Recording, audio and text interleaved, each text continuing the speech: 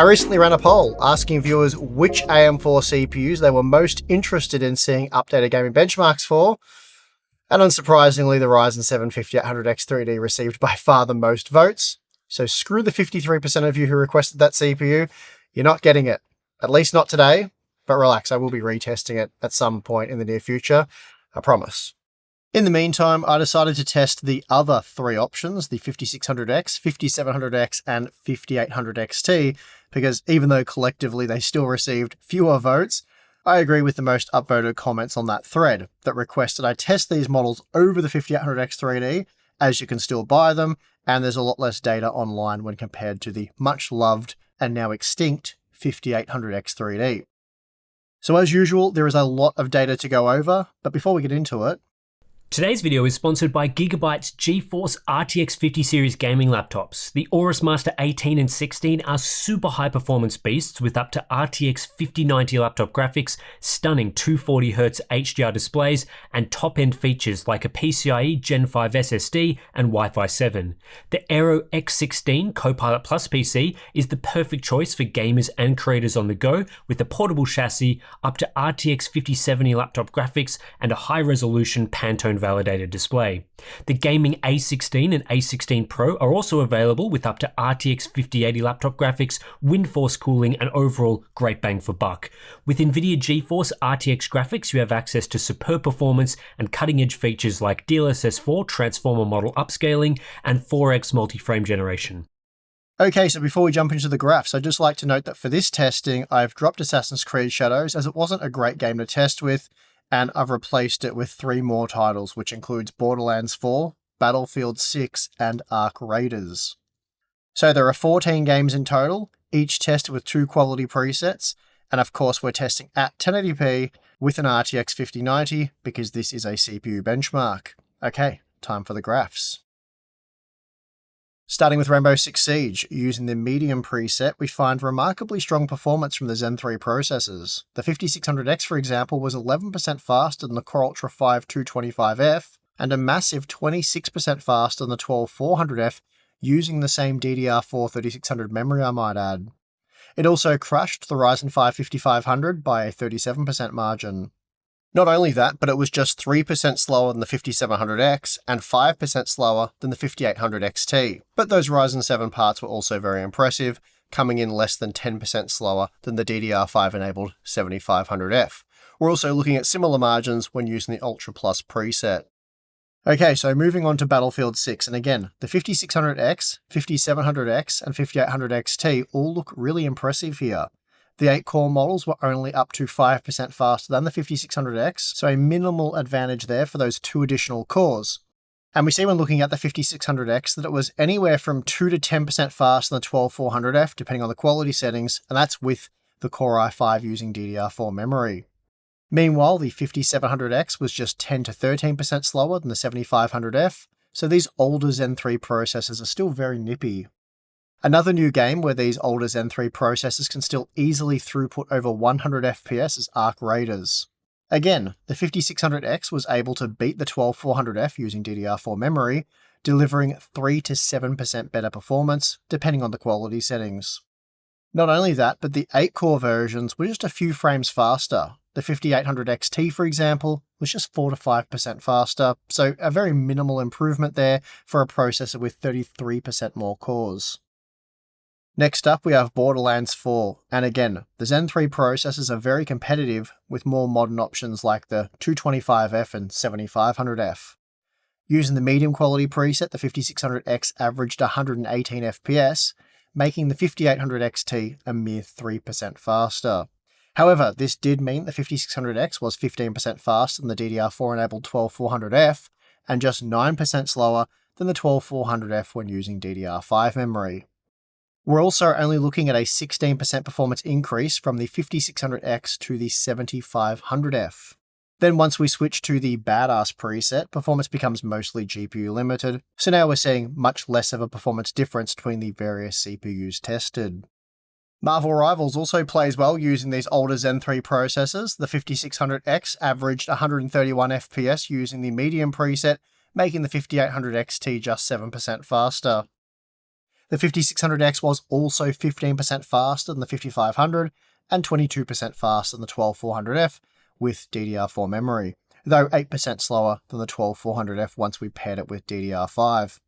The margins using the Ultra preset were very similar, and this is despite the results becoming a little bit more GPU limited. Moving on to Horizon Zero Dawn Remastered, in this example, the 5600X was 15% faster than the 5500 when using the medium preset, which also made it 20% faster than the 12400F using the same DDR4 memory. Then pairing the 12400F with DDR5 sees the 5600 end up being 4% slower. It was also just 5% slower than the 5800 XT, and then 17% slower than the 7500F, and we see similar margins when using the very high preset. These Zen 3 processors also performed very well in Cyberpunk 2077 Phantom Liberty, allowing for over 130 FPS using the medium settings, and this meant the 5600X was able to match the DDR5-enabled 12400F, making it 24% faster than the 12400F when using DDR4 memory. This is also yet another game where the 5600X is able to deliver very similar performance to the 8-core models. For example, the 5800 XT was just 3% faster, though that margin did grow to 8% when using the more demanding Ray Tracing Ultra setting. Intel CPUs tend to struggle in Counter-Strike 2 relative to AMD CPUs, and we're seeing that here with the 5600X easily beating everything Intel in this graph. The 5600X was also just 3% slower than the 5800 XT, and just 10% slower than the much newer 7500F. Then when using the very high settings, those margins are slightly reduced, but even so, the 5600X beats everything that Intel has in this graph, coming in 10% faster than the 225F, and 23% faster than the DDR5-enabled 12400F. Next up, we have Space Marine 2, and despite being a very CPU-heavy game, these older Zen 3 CPUs stand up really well, basically matching the performance of the DDR5-enabled 12400F, while easily beating the same CPU when paired with DDR4 memory. Also, despite heavily utilizing the CPU, the 5600X, 5700X, and 5800XT all delivered virtually identical performance. Moving on to The Last of Us Part 2 Remastered, we again find similar average frame rate performance for the 5600X, 5700X, and 5800XT, though the 8-core processors are faster when looking at the 1% lows. Not alarmingly so, but there is some difference there. The 5600X is again similar to the 12400F when using DDR5, and much faster when limiting the Core i5 processor with DDR4. We're also seeing similar performance trends using the medium and very high quality presets. We know from past testing that Spider-Man 2 really does like memory bandwidth, often resulting in much better performance for CPUs using DDR5 memory opposed to DDR4. But with these Zen 3 processors, performance is still very good, and although the 12400F has an advantage when using DDR5 memory, it's not significant. We're also looking at yet another example where the 6 and 8 core Zen 3 processors delivered very similar performance. Mafia the Old Country does see performance limited to less than 90 FPS with these Zen 3 processors when using either the Epic or Medium preset. Even so, we only saw slightly better performance from the 12400F when using DDR5 memory, while it was much slower when limited to DDR4. The newer CPUs are offering a substantial performance gain in this title though. The 7500F, for example, was 34% faster than the 5800 XT when using the medium settings. ACC, like Counter-Strike 2, is a title where AMD CPUs generally perform better than Intel's, and we're certainly seeing that here with the older Zen 3 parts beating not just the DDR5-enabled 12400F, but also the much newer Core Ultra 5 225F. Using the medium preset, the 5600X was able to match the 5700X and 5800XT, making it 13% faster than the 225F and 30% faster than the DDR4 configured 12400F. Finally, we have Baldur's Gate 3, and in this example, using the medium settings, the 5600X was just 5% slower than the 5800XT, making it 8% slower than the 12400F using DDR5 memory, but 20% faster if limiting the Core i5 with DDR4 memory. Performance of these Zen 3 processors was also roughly on par with the 225F, making the 5600X just 14% slower than the 7500F, and that margin is then reduced to just 10% with the Ultra settings. Okay, so here's a look at the 14-game average, calculated using the geomean. With the medium settings, the 5600X was on average just 4% slower than the 5800 XT. So after all of this time, 6 and 8 core processors delivering the same per core performance are still delivering very similar gaming performance overall. More surprising was the fact that across the 14 games tested, we saw no examples where the 8 core models were much faster. It was also surprising to find that on average, the 5600X was able to roughly match the performance of the 12400F using DDR5 memory, while the 5700X matched it exactly.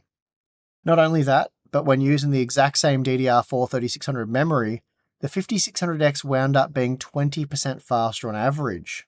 The 5600X was also just 9% slower than the new Core Ultra 5 225F, despite the Intel CPU utilizing extremely high-speed DDR5 CU-DIMM memory. It was also 17% slower than the 7500F on average, so the AM5 budget processor is a good bit faster when testing CPU-limited gaming, but you'd expect that given it's based on a new core architecture with support for DDR5 memory. Then, if we look at the Ultra data, we find more of the same really. Here the 5600X was still on average 16% slower than the 7500F, while it roughly matched the performance of the 12400F using DDR5 memory. So there you have it. AMD's now 5-year-old Zen 3 processors have aged incredibly well, and because they use DDR4 memory rather than DDR5, they're just as popular as ever. Of course, memory pricing and availability will vary from one region to the next, but right now here in Australia, you can easily purchase a 16GB DDR4 3600CL18 memory kit for $200, while DDR5 5600ZL40 kits, they start at $330. Now, for those of you after a 32GB kit, DDR4 starts at $400, while DDR5 is more like $700. Now that means you're looking at a 65 to 75% premium for DDR5 memory, making DDR4 far more attractive. And again, this is why so many gamers are turning back to AMD's AM4 platform. So that makes sense, but what you might be a little bit surprised by is just how good these older Zen 3 based processors appear to be in this updated testing. For example, 3 years ago I compared the Core i5 12400F and Ryzen 5 5600, both using the same DDR4 memory, and found that on average, the Intel processor was 5% faster using a GeForce RTX 3090 Ti. So, if anything, today using a much faster GPU, you'd expect that margin to grow in favor of the Core i5 processor. But instead, the opposite's true. Today we found when using the Ultra settings that the 5600X was 16% faster and then 20% faster using the medium settings. The 5600X is about 4% faster than the 5600, so that would account for a small amount of the difference that we're seeing here, but what's making up the rest? I believe the primary contributing factor here is Windows 11.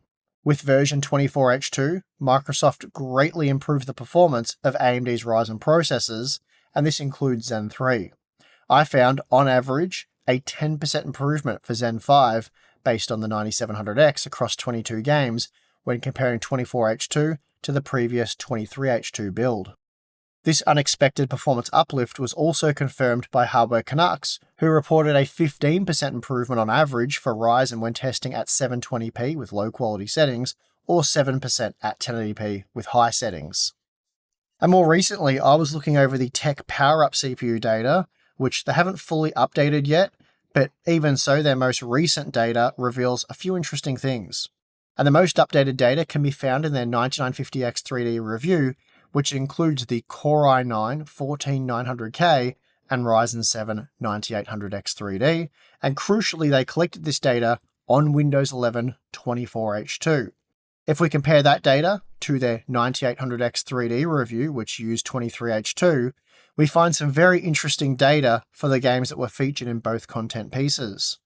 Looking at Alan Wake 2, Baldur's Gate 3 and Counter-Strike 2, we see very clear evidence that the Ryzen performance has improved, and much more so than what we see with Intel processors. For example, using the old 23H2 data, the 9800X 3D was on average 15% faster than the 14900K. That's a strong performance advantage for sure, But with the most recent data, the margin across those same 3 games blows out to 27% in favour of the Ryzen processor. And this is because, while the 24H2 data only boosted the performance of the 1400K by 1.5%, we're seeing a 12% increase for the 9800X 3D, which again is very much in line with my own findings, along with those of Hardware Canucks.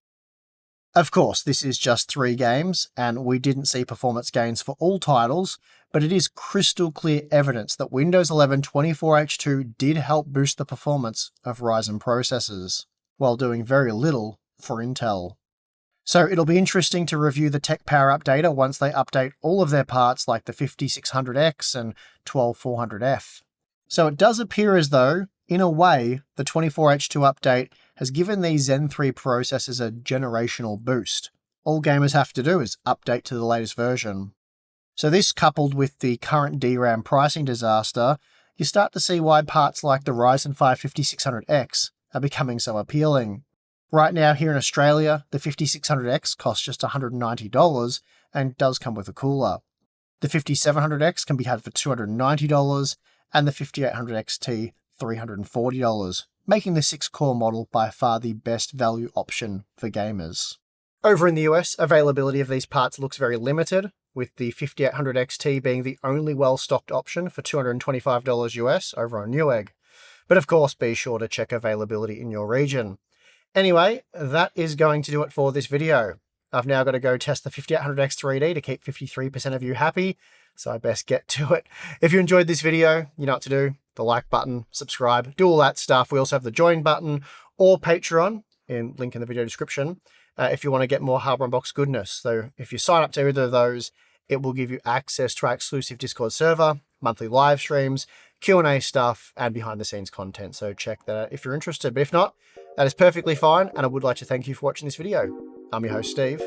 See you again next time.